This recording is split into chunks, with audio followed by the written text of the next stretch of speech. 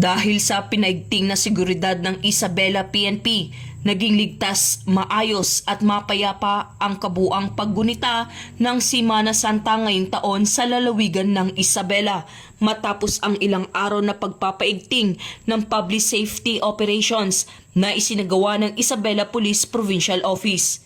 Sa pangunguna ni Police Colonel Manuel B. Bringas, Provincial Director ng Isabela PPO, nag-deploy ng sapat na bilang ng mga kapulisan sa mga simbahan, pangunahing lansangan, terminal at mga lugar pasyalan upang matiyak ang kaligtasan ng publiko sa panahon ng mahal na araw.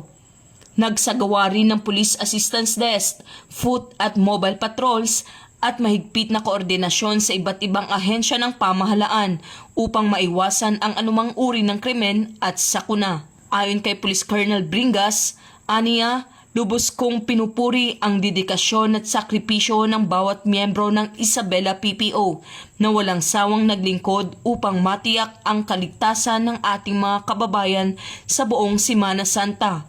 Ang matagumpay na resulta ng ating operasyon ay bunga ng ating pagkakaisa, kahandaan at pakikipagtulungan ng komunidad.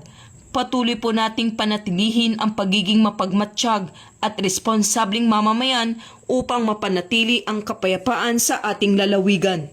Sa huli, muling pinagtitibay ng Isabela Police Provincial Office ang kanilang paninindigan sa pagsisilbi at pagprotekta sa mamamayan.